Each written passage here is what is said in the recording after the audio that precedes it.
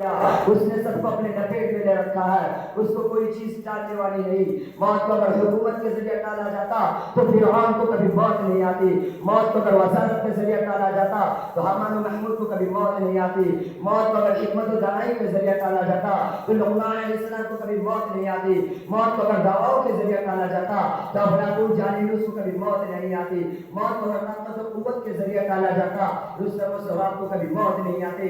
اے میرے عزیزو، موت کو اگر نبوت کے ذریعے بھی ٹالنا ممکن ہوتا تو دونوں جہاں کے سردار سید الابرار جناب محمد رسول اللہ صلی اللہ علیہ وسلم کو کبھی موت نہیں آتی۔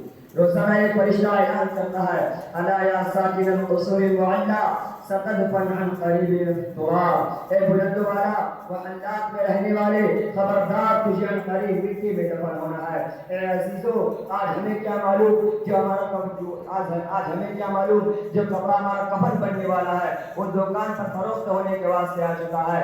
آج ہم موت کو بھولے ہوئے ہیں لیکن موت ہم کو نہیں بھولتی۔ وما تدری نفس بأي أرض تموت، کون کس زمین میں مرے گا کسی کو کوئی معلوم نہیں۔ آج انسان خواہشات کو اکٹھا کرنے کے چکر میں لگا ہوا ہے، اس کا سامان اکٹھا کر رہا ہے اور موت کا فرشتہ اس کے سر پر منڈلا رہا ہے۔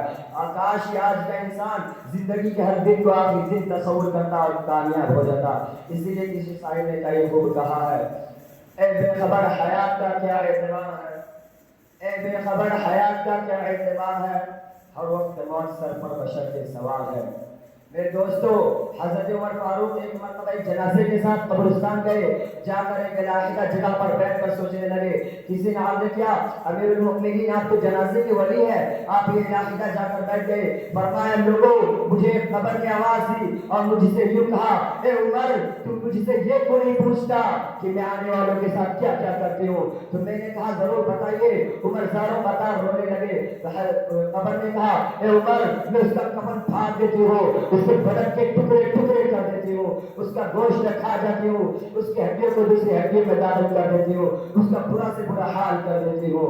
عمر فاروق یہ سن کر اس کے ہوش اڑ گئے، ہوش باختہ ہو گئے۔ عمر آخرت کا ڈر رکھنے والا انسان تھا۔ قبر کی باتوں کا احساس ان پر ہوا کہ ایک ہفتہ بھی اس دنیا میں نہ رہ سکے، اس کے بعد اس دنیا سے رخصت ہو چکے ہیں۔ یہ وہ لوگ تھے جو موت اور قبر کی سختیوں کو جانتے تھے۔ میرے دوستو، حضرت فاطمہ جو نبی کی پیاری اور لاڈلی بیٹی ہے، اس کا جنازہ رات میں اٹھایا گیا۔